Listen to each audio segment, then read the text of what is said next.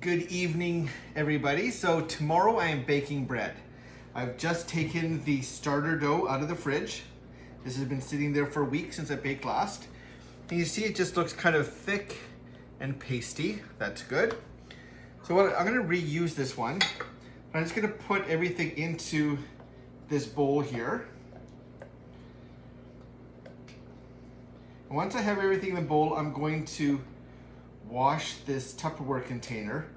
I like this because the starter is going to expand overnight. So let me go wash this. All right, I'm back. So we should have easily enough leftover starter from baking last week.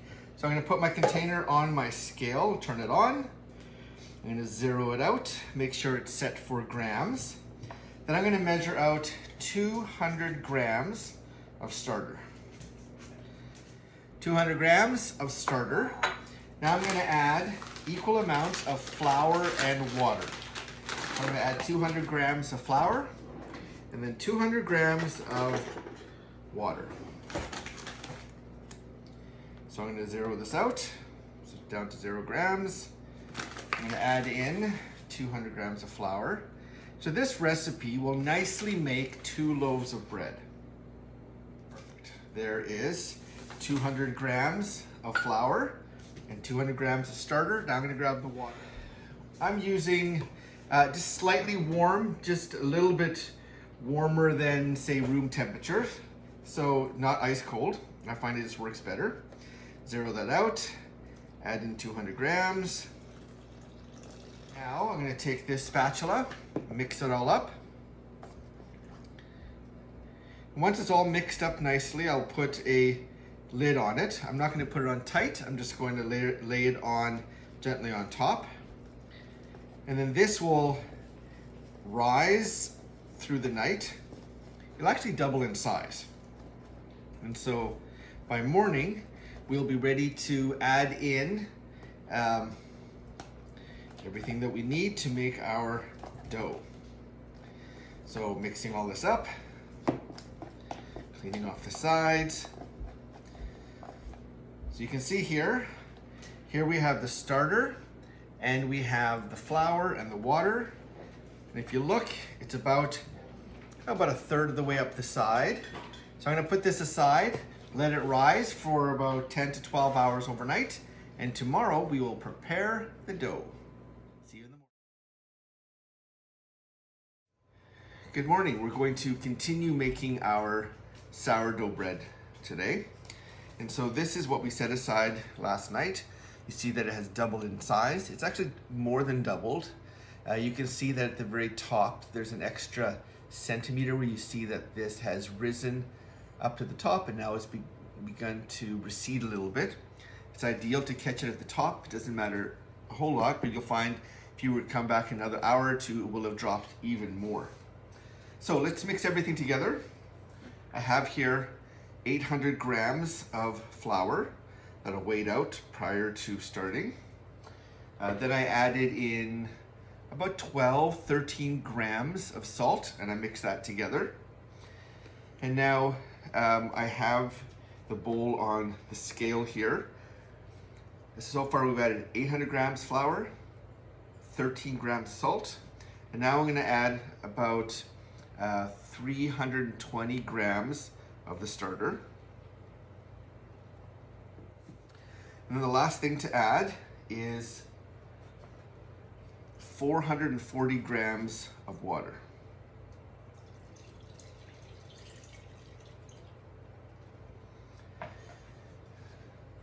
So when I first started making sourdough, I blended it and kneaded it by hand, about 10 minutes. And after I kind of understood and knew the consistency I wanted, I decided to take the easier route and put it in a dough maker or a blender.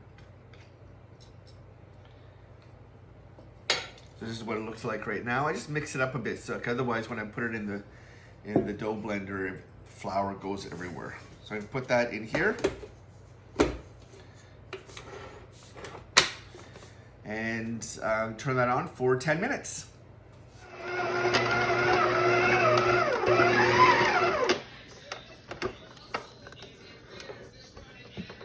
So dough looks good. It's been going for about 8 minutes. So there's the dough out of the machine. I'm gonna put the towel on it and come back in 3 hours.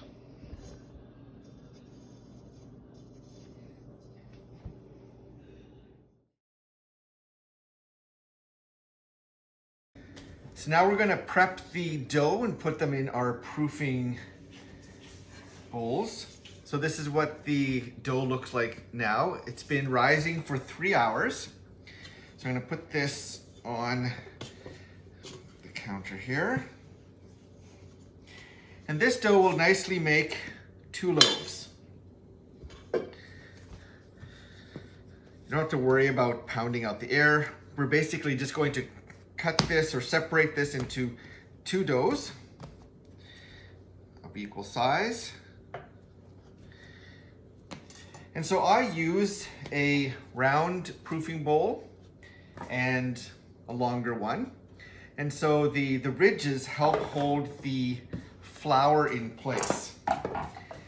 Now, if you don't have a proofing bowl, there are a couple of other options you can use. Toss in lots of flour in there so it doesn't stick. Put that aside.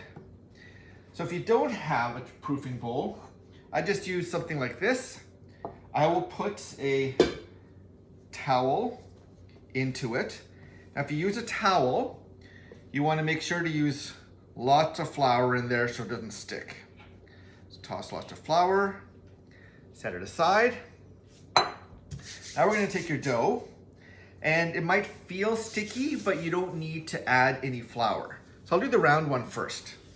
So I just drop it on the table, and then I pull my hand underneath, and it begins to curl and pull the dough underneath, providing some stronger texture on top. So I just pull it, drop it 90 degrees, pull it, drop it 90 degrees.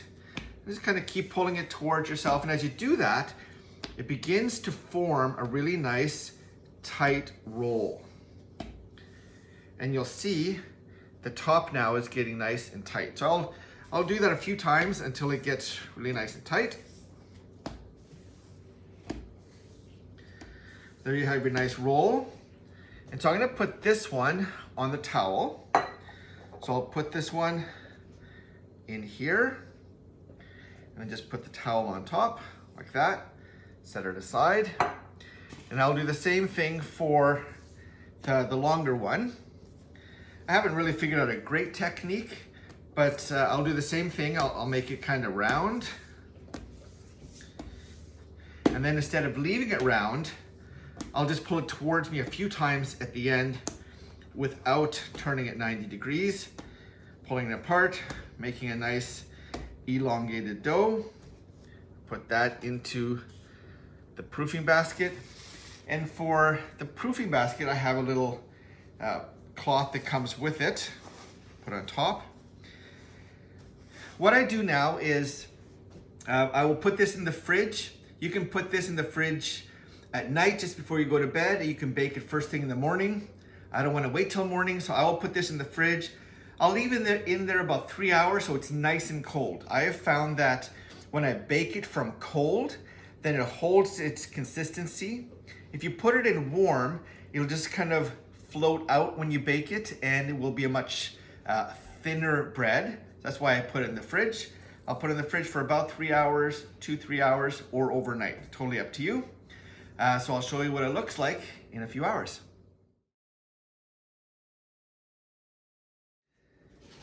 So I've taken the dough out of the fridge. It's gonna lightly hit the side so that when I dump it out, it'll nicely come out of the tray. There's the one, the longer one. Now the second one that we had in the towel, just go ahead and roll that onto the cookie sheet as well. Peel off the towel. There's a nice shape as well.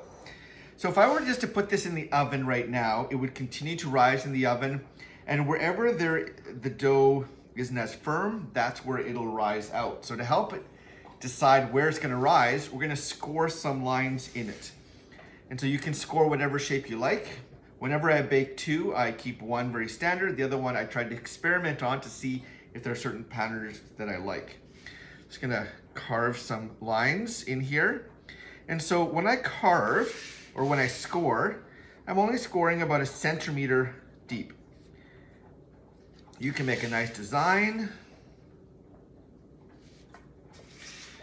or straight lines.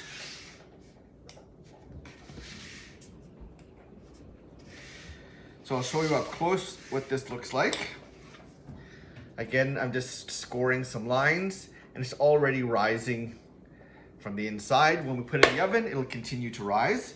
So one of the tricks to getting a nice crisp or crusty coat at the end is I pour a little bit of hot water in a tray that I put underneath this tray, so it creates some nice moisture inside. I'm gonna put this in the oven now at 475 degrees. It's gonna be in there for 30 to 33 minutes, depending on your oven. I'm actually gonna set mine for 31 minutes. And of course, when it comes out, it'll be nice and golden, so you may have to adjust a little bit. So I'm gonna put this in, and then I'm gonna show you what I mean with the water. Now I'm gonna take about 2 cups of water. I'm gonna pour it into the bottom tray.